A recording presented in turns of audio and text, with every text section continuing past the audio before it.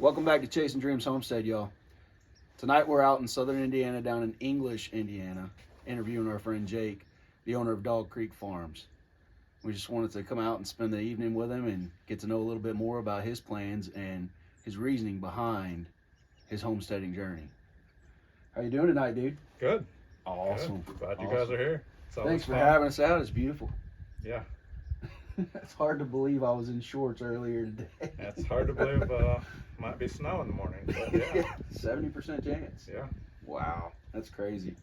Well, let's dive into it. What got you into homesteading?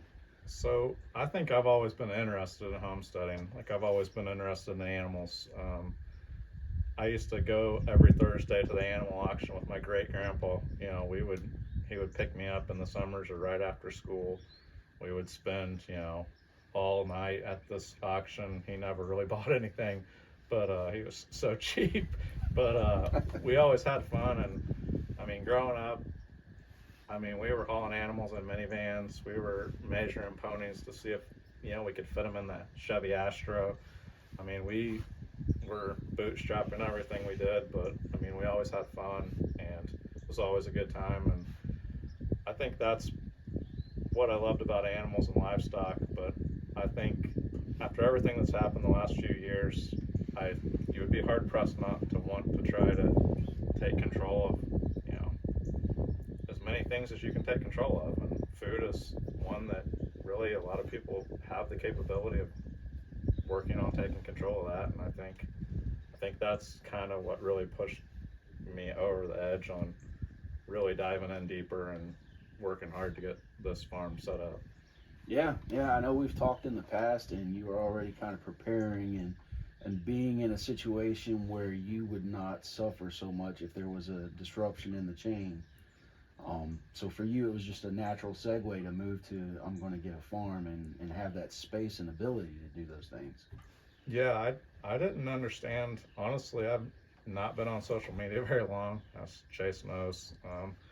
But I didn't really even understand what prepping was. You see the TV shows about, the people digging bunkers and stuff. But, to me, like that and homesteading just has a lot of things in common. And, really a homestead is all about being prepared in the long run.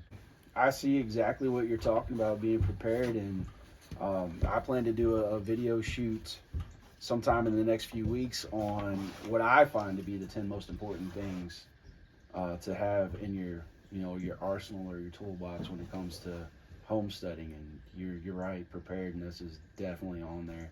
And that could be so many different facets of what being prepared means. Not just you and the things you need, but once you get to the livestock and all of that.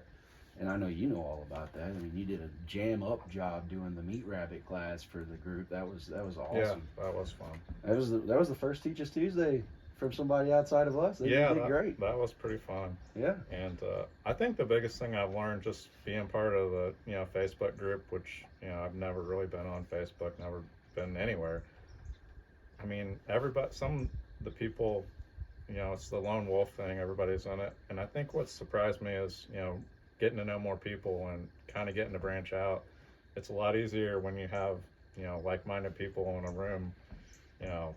It's just a different dynamic. So I think the community angle, I know me and you talk a lot about building the community and just having a group. And I think that's been the most interesting thing to the whole journey for me.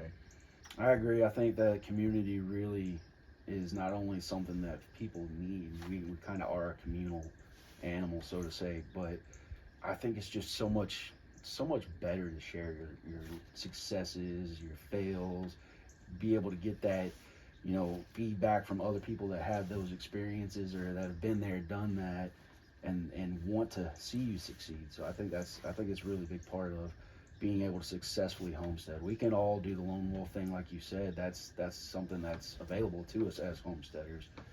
But when you have people to share it with, it's totally different. All right, let's get back into it. All right. So,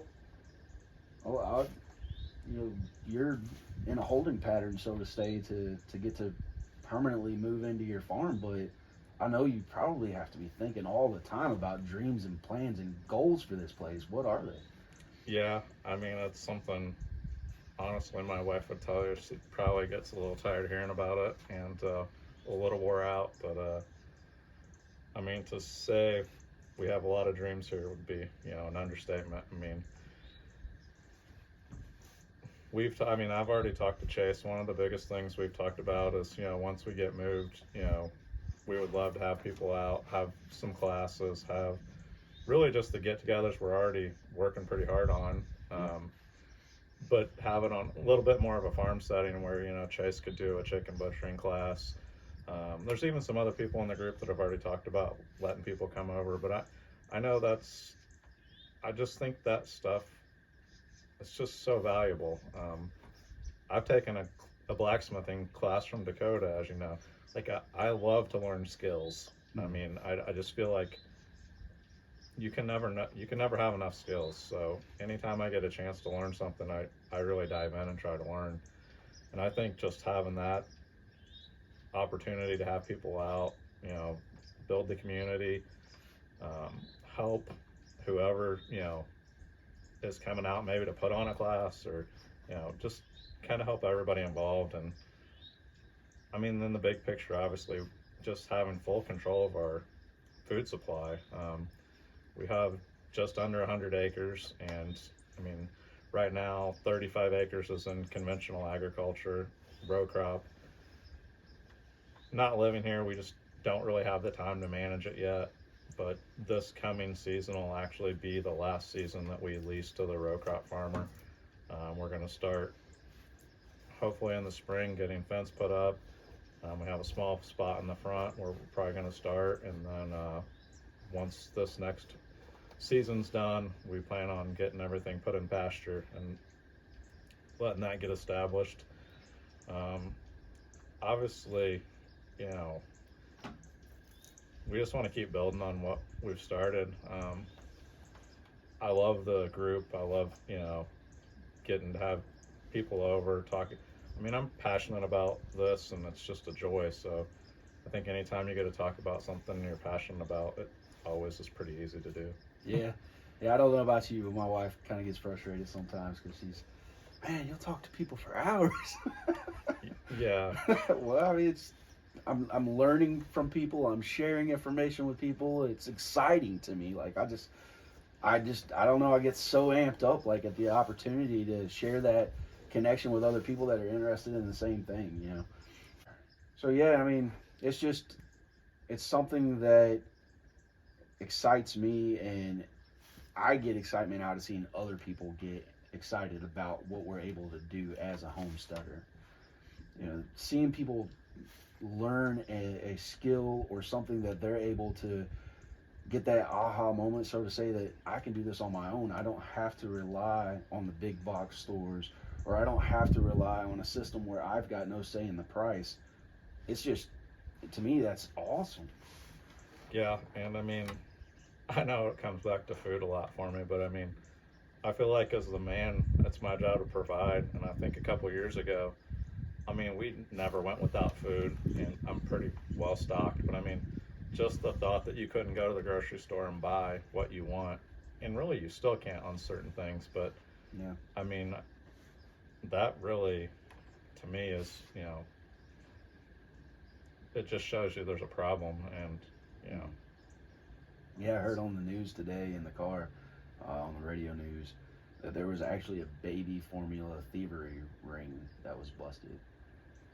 So there's a shortage in baby formula that we're all aware of, which I just really find odd. But on top of that, there's people stealing the available supply. So it's definitely a time to wake up and realize we need to be more in control of our own lives. yeah. And I think that's ties back to the community too. I mean, having like-minded people around you. I mean, you might not be able to do everything. You might be on a small acreage and not be able to do beef cattle, and you want beef. But if you have somebody in your community that's raising cattle, you can trade, you can barter, you can, just having that option. I love bartering. It's your fault. Well, I mean, speaking of young people over here, our cameraman is my son Dylan, um, and he's still learning the role. He is, and we're grateful that he's being willing to take on such a serious role in these YouTube videos. But speaking of young people, what is something that you think you would want to impress on young homesteaders that you've learned along your journey?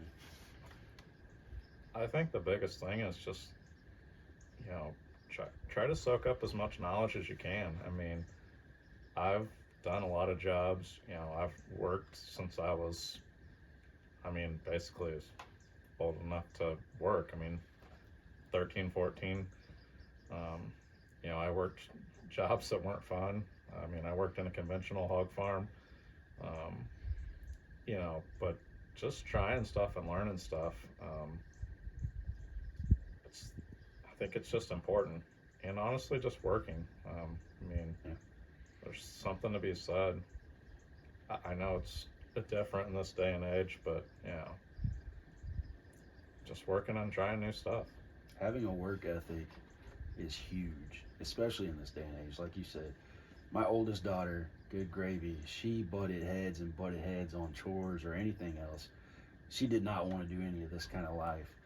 Um, and now it's cool because she's kind of coming full circle. She hasn't dove into being a full time homesteader, but she's wanting to do homestead type things. But anyhow, that work ethic that we instilled in her has gotten her promoted time and time again at work. And she's like, Dad, I'm in charge of people that are your age because they don't want to work. Yeah. So Well, and I that's, mean, my yeah. son Grant. I mean, I don't know if he'll do this. I mean, and I don't really push him into it because I feel like if I do, that'll just push him away. But I mean, it's hard work. I mean, everything about homesteading really is hard work, but it's very fulfilling. And I mean, You nailed it. it's, Yeah. I mean, you never know when that hard work's going to really pay off because of everything else going on. Right. And there's something about having to really apply yourself and your efforts that makes that success that much more fulfilling. Like you said, you nailed it. Yeah. It's very fulfilling. It's hard, but you know how much energy you put into getting that, whatever it was, accomplished. And you're like, man, it feels good. I got it done. Yeah, I mean, and you usually get to see results. I mean, you know, certain things you do, you don't always, they're not instantaneous, but I mean, a lot of times you get to really see the fruits of your labor. Absolutely. Well, this was kind of always a truth revealing, a moment of vulnerability for folks when I ask something along this lines. But in your homesteading journey, what has been your greatest regret so far? I mean, I think the greatest regret, I mean, kind of goes back to me talking about how bad I want to be here, but I mean, I'm really, I think we will regret once we get moved, not moving sooner. But at the same time, I'll be the first to tell you, I was a horrible student.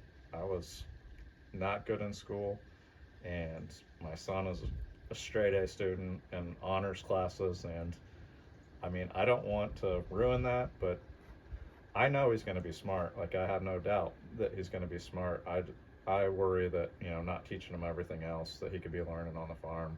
Right. I mean, he still does stuff, and obviously we still come here, but I think once we're here permanently, like just thinking about the 3 years we could have been here will be a regret. But I mean, we looked for this farm for 4 years, so I mean, we drove around. I mean, and then I know Chase talks about it a lot, but I mean, if, you know, having a partner in this, I mean, my wife, she might not, I mean, she's not going to be involved in butchering as she tells me regularly, but I mean, we spent weeks driving around Missouri multiple years. We spent weeks driving around Kentucky multiple years.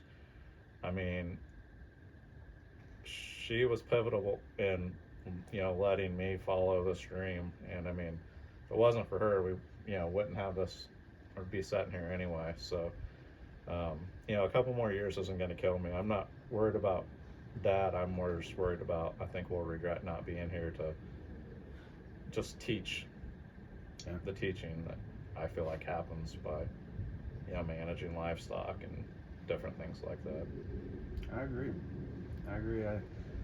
I mean, I can definitely see that you're proud of Grant for his academic grades, and academics do serve a role in our lives. But I'm kind of bought into the same philosophy you are, that there's a lot more to be said for what you can learn on a farm or just learn in everyday life than you can learn behind a desk. Yeah. And that's my mentality. That's my approach. Useful skills, like you referenced earlier, things that you get passionate about learning a new skill. I do too. Um, because I don't know about you, but I've not used anything I learned in high school after high school. I've not even used anything I learned in college after I submitted that final capstone project, that 35-page paper. I was like, I'm done. And I've never thought back to anything I was taught in college. Yeah. I mean, I work in a job that, you know, I'm in sales for electrical distribution, and I mean, we hire people in that, have obviously much higher education than me. But I mean, the time I spent working doing the grunt jobs for the 5 or 6 years, I mean, not making any money, but I mean, learning that stuff has helped me much more than, going to college would have, to be honest. But I mean, I'm not saying that college isn't for anyone, but I do believe it's not for everyone. I'm with you. I'm with you. I'm glad to see that there, seemingly at least, is a resurgence in interest in trade schools. I'm glad to see that. I'm definitely with you. I've got friends from high school that did go on to trade schools and make more money than doctors. So there's definitely, like you said, college is for some people for sure, but definitely not for everyone. And our generation, they tried to sell that the only way you're going to be successful is to go to college. Oh, definitely. And I mean, you know, working hard is what really gets it done in the end. I mean, I've never not had a side hustle. I've never not done something on the side. You know, and there's many times I've made more on my side hustles than I make in my day job. But, you know, all that money's basically went to this farm. I mean, um, Yeah. I know, it does cost a lot of money. There's no doubt about that. But there's always things you could probably cut back on. I mean, everybody probably has those. Um, but really, it just comes back to working hard too. I mean, Yeah, absolutely. It kind of, for a moment there, I had like a Troy Pollallo moment, the never not working. I know you've seen the commercial. He's like, "Oh, you're here too, Troy? Never not working." That's awesome. well, I resell on the side. Us Chase knows, so I'll buy and sell anything, literally anything. And I was at a TJ Maxx one time, and I knew the guy was a reseller because he had a barcoder, and he was scanning every item at TJ Maxx, which is a thing. I mean, you can make pretty good money buying TJ Maxx items and reselling them. And I got to talking to him, and my wife was just like shaking her head. I just walked up to him, and I'm like, I'm assuming you're a reseller? And he's like, yeah. And he actually used to be an electrician, and what he told me I'll never forget. He just looked at me and said, real jobs suck. You should do something you like.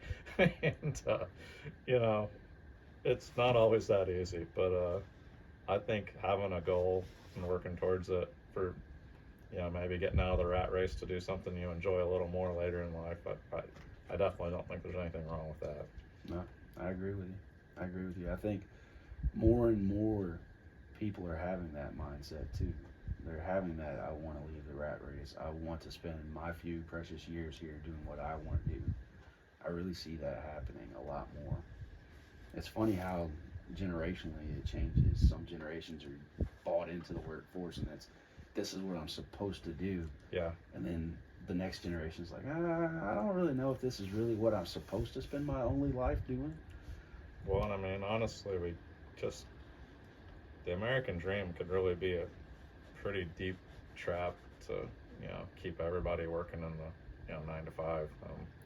You get a big mortgage, you get multiple big car payments, and I mean, really, what are you going to do? Right. You're right. It's a trap. All right, y'all. So we had to come inside because it got dark on us. We really wanted to film this interview outside, though, because it's such a beautiful farm.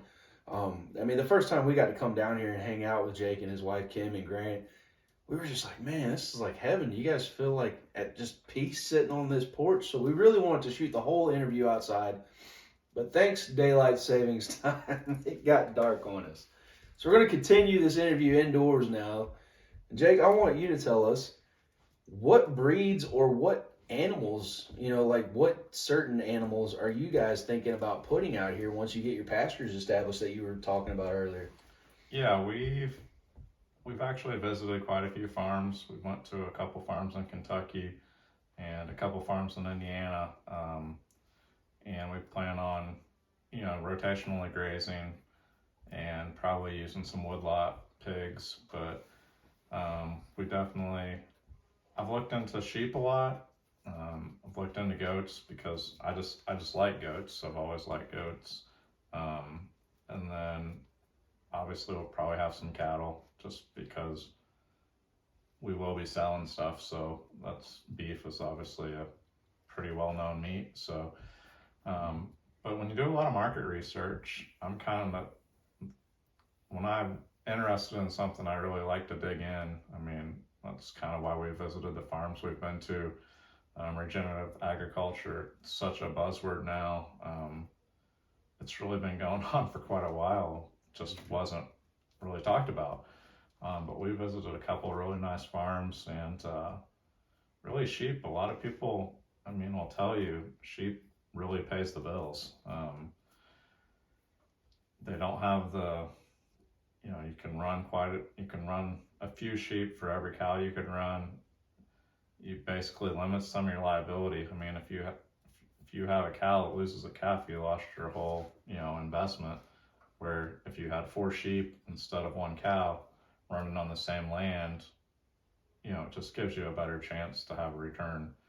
Um, and in the long run, obviously, we want this farm to be profitable. I mean, I want to work this land and, be able to make a profit from it. So you can get rid of the 9 to 5 someday. So honestly, we'll probably run a little bit of everything. I think I was actually talking to these guys earlier over dinner, and I think being diversified really just helps the farm. Absolutely, it mitigates your losses like you were talking about. If you got a bad year with pork, you got beef to fall back on, or poultry. If you got a bad year with livestock, you got crops to fall back on, and vice versa. So yeah, I told you one of the smartest and hardest working farmers I've ever met, Mr. Purley. That's his approach to it, and he's weathered some rough years because he's so diversified. So that's definitely a good outlook and perspective, I think. So, are there any specific breeds within those species that you've kind of been drawn to? I know you mentioned those pigs that you were kind of interested in. Yeah, the red wattles, we talked about those. I've looked a little bit at the IPPs, Idaho pasture pigs. I'm not real sure. I went to at the homesteading thing. We went to a Dexter cattle talk. I thought I might be interested in those, but I'm not interested in milking them. So I don't really, that to me was the sales pitch on those, and I don't plan on milking those, so I don't think that'd be a good fit for me. Um, Honestly, on the cattle, we'll probably just, I've looked at the South Poles. We'll probably just look for small framed cows, a 900-pound cow. Um, we don't want to get any of those real big framed cattle, just carry a lot of weight and tear the ground up a little more. We have a lot of hillsides, we have a lot of rough pasture that'll need a lot of work to get repaired. So just kind of having a little softer impact on the land. And obviously that's where I think the sheep and goats could be a help too, along with the pigs, the hogs, to be honest. They can really have an impact on the woodlots and the thorns and Oh yeah, the hillsides. So yeah.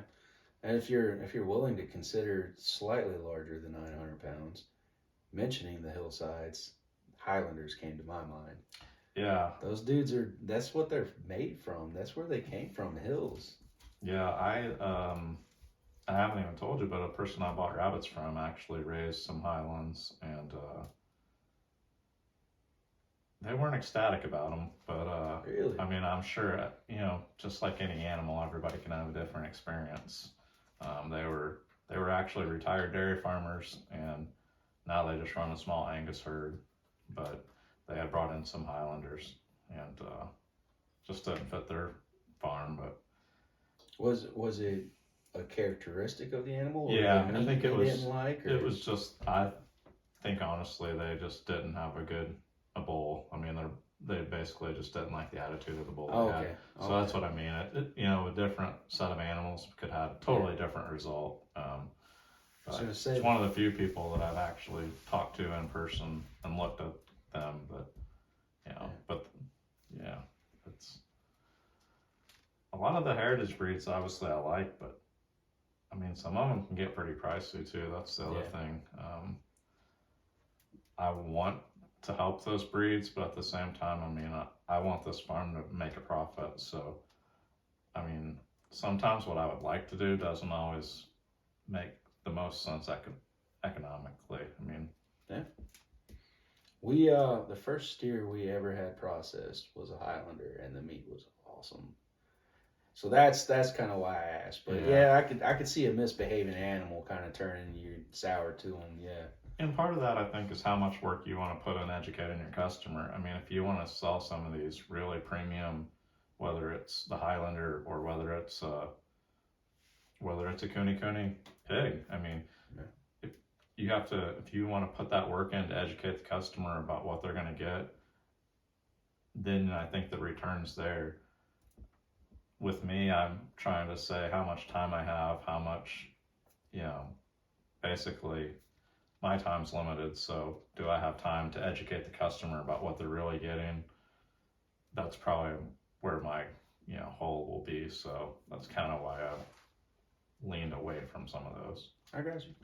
So in my interview with Tad at Gypsy Rain Organics, one of the things I talked about was byproducts. So not trying to sell you on the Highlanders at all, but if a fella knew how to tan a hide, that would be a very good byproduct because their hide is just awesome.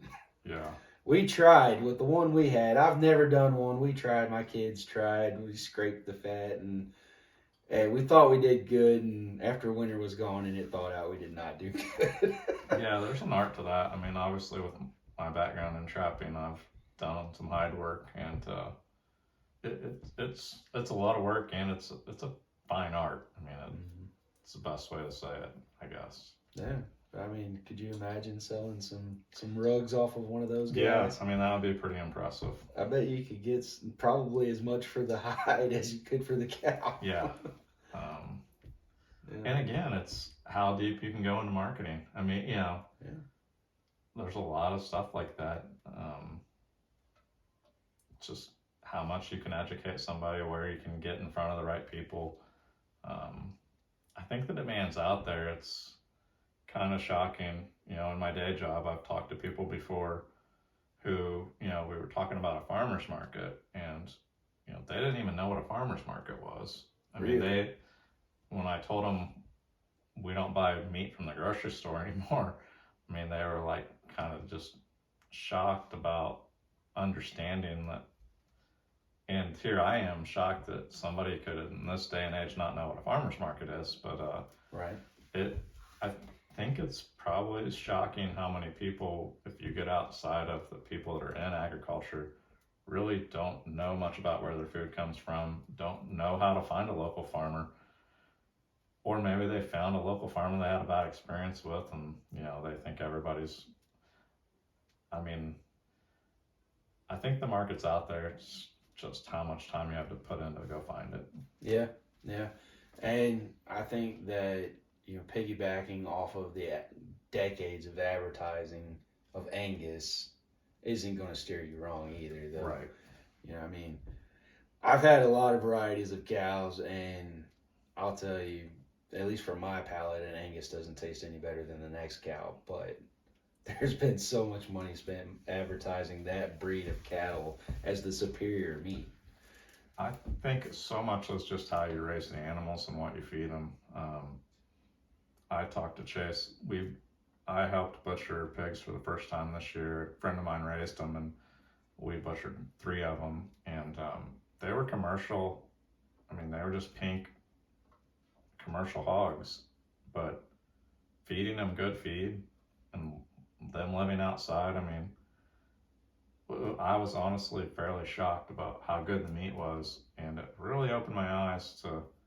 I mean, sometimes you just got to do something yourself to really know if what you're told is true all the time. Because Mm-hmm. I'm not saying that a heritage breed or different, you know, breed might have been even better, but I can tell you it still wasn't comparable to what you buy in the grocery store. Oh yeah, absolutely. I mean, genetics do play a factor, but like you said, the environment is also huge. You know, at least on our homestead, we say happy meat is the best meat. You know, we raise them like they're our breeding stock. We love them. We tend to them. We scratch them if they want to scratch or whatnot. They've got a whole life of good days, and then one bad moment. And the way I do it, they don't even know that bad moment's coming. Right. Yeah. So, absolutely, and it's just like our bodies. You could be designed to be, a 5'10" guy in a 160-pound frame, but if you fed your body and you worked out hard, you could be 190 pounds. It's all about the input as well as the output. So you're right. And with the hills you have around here, I think any pig breed would do phenomenal because they're very good foragers. Yeah. I think the biggest thing is just kind of deciding and committing to what we do. I mean, I think I've done the research. I have pretty good written out plans, and honestly, we're obviously pretty excited to get started. But Yeah. we're getting really close. It'll be here before you know it. Yeah. It'll definitely be here before you know it.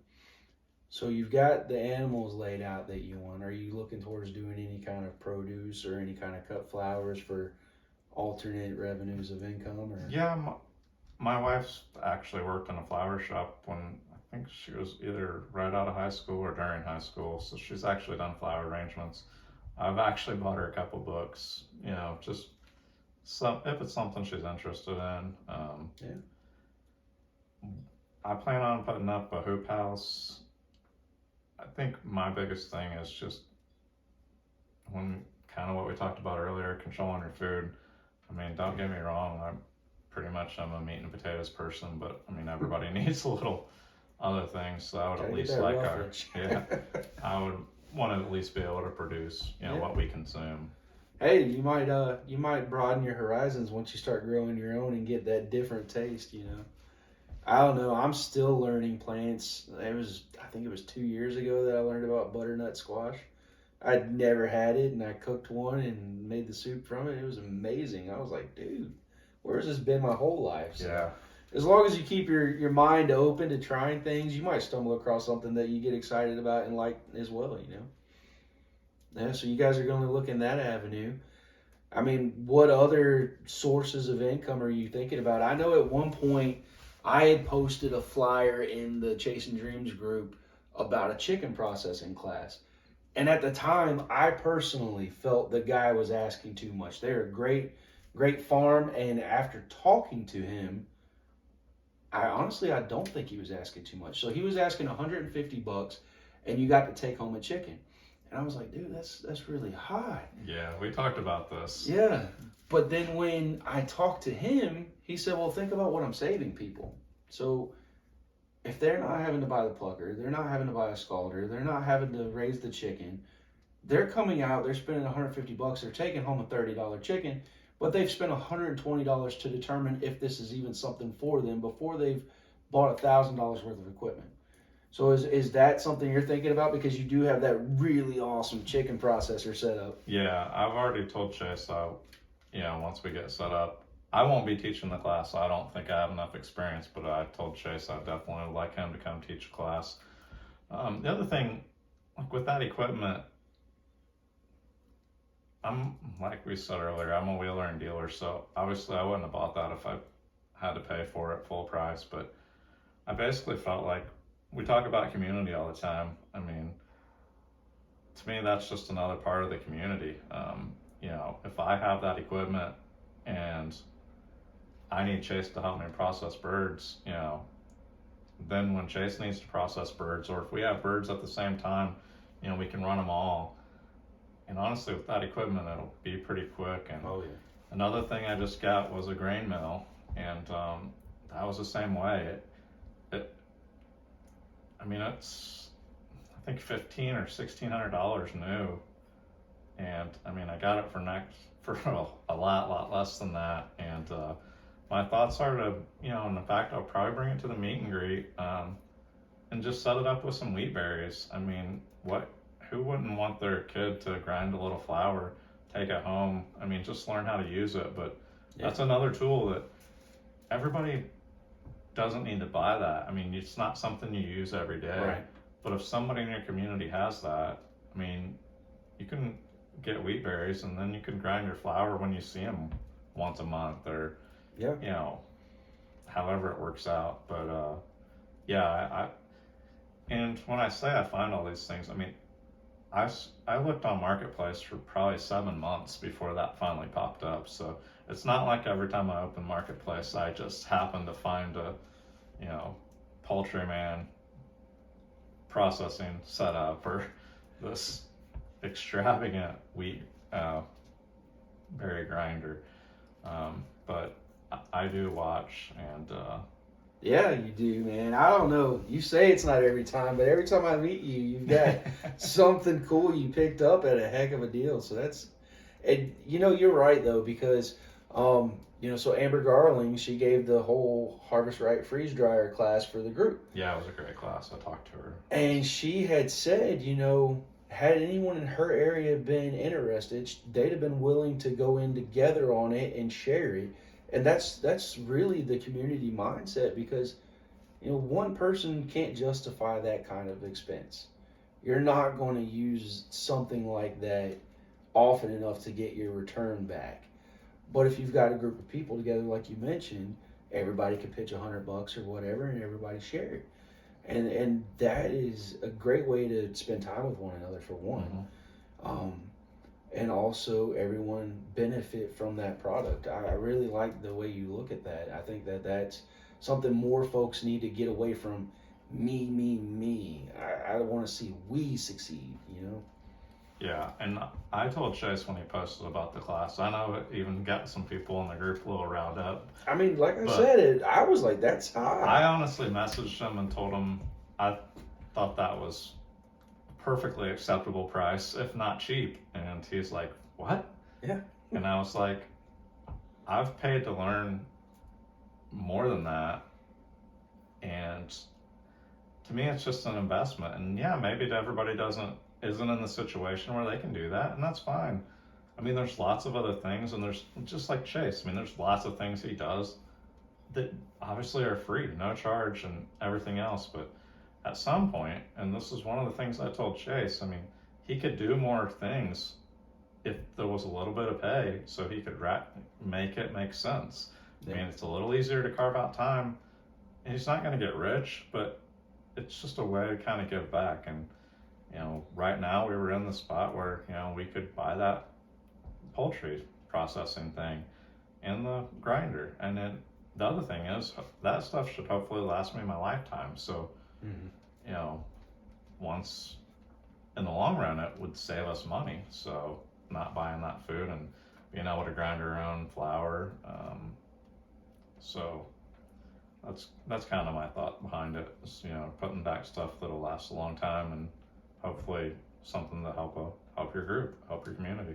Yeah, you sound kind of like you learned something that took me longer to learn, and that was get the good tools first. Yeah. Instead of getting the cheap tools and having to buy them 5 more times. Yeah. So on the wheat mill, on the mill, the Country Time mill is like $800, but it's actually on back order. It's been on back order for a year, and it takes like 7 months to get one after you order it. So this one I was able to get, it's actually grinds, I think, 3 times more than that one in the same time. I'm actually going to do a YouTube video. I've already bought unsalted peanuts. You can actually make all natural peanut butter with this.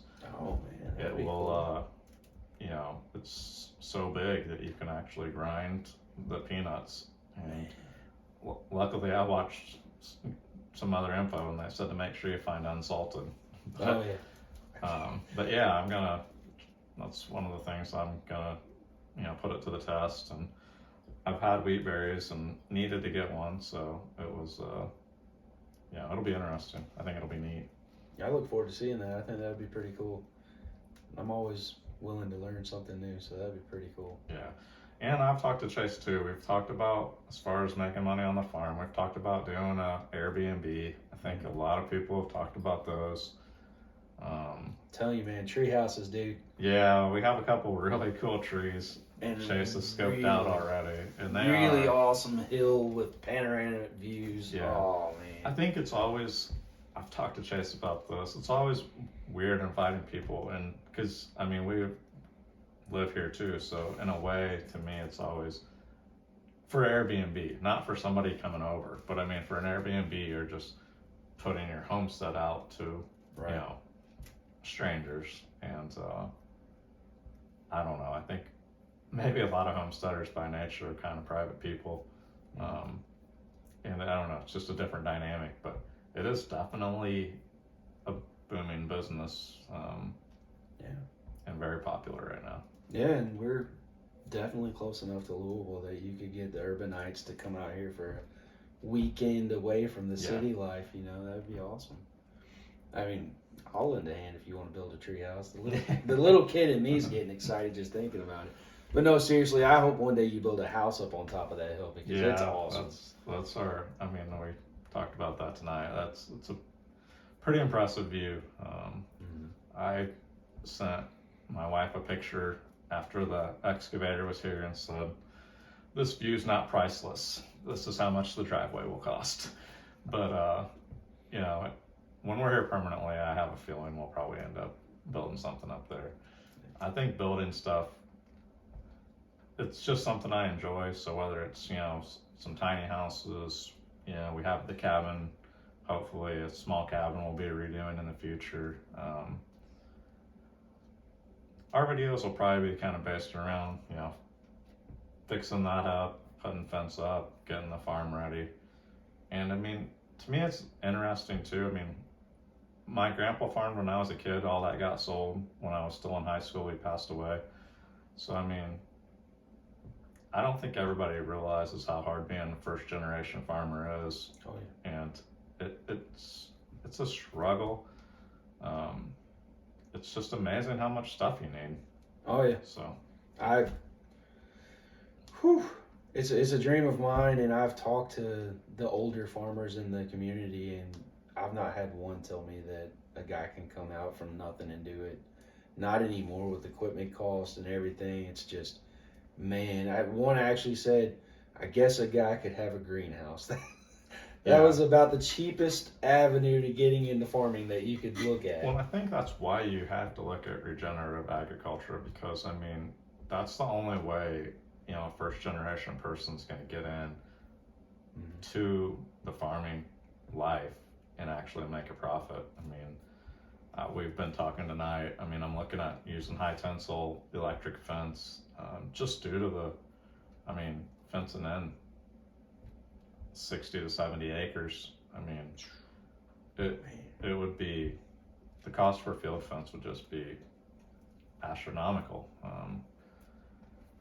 So a lot of farms use it, and it keeps the animals in my head. It's hard to believe, but I know it can be done. I've seen it. I've been to their farms, but sometimes you have a picture in your head. Chase talks about this a lot, of what you think a farm's supposed to look like. And that picture to me has woven wire fence around the farm and, barns and everything else. But, that's not always the real world if you want to have a farm and make a little bit of money. Yeah, absolutely. You've got to do things in a way financially that you'll be able to see that return within your lifetime. Now, I know you're trying to get Grant to get into this, your son, and I'm also trying to get my children into this. So for me, I'm thinking beyond my lifetime and trying to go that multi-generational approach. But it's kind of at times hard to do when the kids don't necessarily seem like it's a big interest of theirs. You want your kids to share interest with you and be successful in their life, but you also have to think of, well, I can't just do everything preparing this farm for them if they're not wanting to take it over. So you have to try to maintain that juggling act and not spend too much because you don't know if the next generation of your family is going to take it on. So then you would have just really sacrificed and lost a lot throughout your life, spending way too much money on projects. Yeah, it'll be interesting. I mean, I've told Chase this privately, but I mean, I'm doing this for me. I mean, do I hope my son does it? You know, builds off of it? Of course I do. But one thing, Joel Salatin, I think, talks about this a lot is, don't be afraid to work with the youth. And I mean, as you get older, you know, even if it's not your youth, I mean, there's going to be other people that want to farm. So don't be afraid, to work with somebody else. Young people have more energy. It's just the way it is. Right. But they might not have a farm. Unless their name's Dylan, our cameraman's asleep on the couch. Yeah, I mean, he's struggling tonight, but yeah, I mean, it's just real. So and it kind of goes back. Everything ties to community in one way or another, and I want this farm to be set up where it doesn't require a tremendous amount of work to run it either. As I get older, so I can run it. That's the other thing about running sheep and goats. I'm not saying you can't get hurt or can't get ran over by a sheep or a goat, but it's not going to hurt near as bad as getting ran over by a 1,000-pound cow or bull. So that's kind of another reason. Handling facilities are much simpler. I can have portable handling facilities for sheep and goats that, if down the road I had land farther away. Of course you can do that with cattle too, but it's not going to be easy to move, and the cost to get that equipment is just much higher. Yeah. I tell you what, man, I think that you've got a really good head on your shoulders, and I think you've really thought this through a lot. I know you kind of don't like that you've had to wait to move to your farm, but I think that it has in some ways benefited you because it's given you time to think about things. I know myself, I have jumped headfirst into things and then later on went back a year or so later and be like, I should have probably done it this way. So then I had to change it, and all that work was for nothing. Yeah, it has helped me, and it's just made me put a plan together. I mean, and I've actually put it on. My wife got on me, where's your plan? It's always in my head. I mean, I actually put down my plan on paper probably 2 years ago. And I mean, I've added a lot of stuff to that list, but I've crossed a lot of stuff off that. And I mean, it is nice having it written down, having it in a binder, and it's nice to look back at it and see how many things you've crossed off. Not just the things you've added, but yeah, it's definitely helped me. I love looking at other people's farms. I think it's just fun talking about it, talking about how they do it. I steal ideas from other people all the time, and I'll tell them, I'm going to take this. This is smart. I like what you did here, and it's going to help me be more efficient, so I'm taking this. And they're like, oh, yeah, absolutely, go ahead. Yeah. I mean, that's when I had a local farmer come out to my place. I mean, he's 20 minutes away, so, I mean, who do you get your feed from? Who do you use to butcher? I mean, I don't need to reinvent the wheel. I mean, if somebody else is doing what I want to do, and the market's not saturated. I mean, there's definitely room for more small farmers in this market. It's just getting them out in front of people. Will I be able to sell my products in English Indiana? No, probably not. But, I mean, is there multiple large markets within an hour drive? Yeah, and I mean, I think there's plenty of room in those markets for some premium products. Oh, yeah, absolutely. I think you're doing the right thing. You're networking. You're getting to know people. You're getting everything set up. So when you do get here, it's just going to be like the domino, man. You're going to hit that button and it's going to fall into place. I know. I hope so. That's what we're working towards. Yeah. Well, brother, I appreciate you letting us interview you and telling the world about your plan and your vision for Dog Creek Farms. It's going to be awesome. Yep. Well, I appreciate you, having me on, and I'm sure you'll be around for some more projects Oh, coming up. So I told you, man. Just give me a call. I'll come help out. Especially when you get ready to do that fencing. yeah, it'll be a project. Yep. Well, around our homestead, we like to finish a video by saying, "Keep dreaming, y'all." Keep dreaming.